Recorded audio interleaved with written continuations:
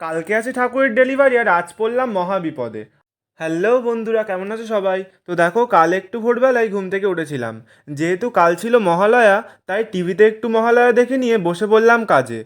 আর দেখো, এই বেনারসিটা আমি আগের দিন বড় বাজার থেকে কিনেছিলাম। আর দামটা না হয় তোমরাই গেস করো।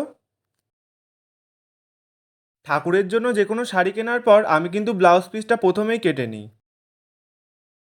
কালকে আছে ঠাকুরের ডেলিভারি আর আজ পড়লাম মহা বিপদে। আসলে হঠাৎ দেখি গ্লুগানটা না কাজ করছে না। তাই সাইকেল নিয়ে বেরিয়ে পড়েছিলাম নতুন একটা গ্লুগান কেনার জন্য। কিন্তু দোকানেও নতুন গ্লুগান না পাওয়ায় কটা ফেবিকুইক কিনেই ফিরে আসতে হলো।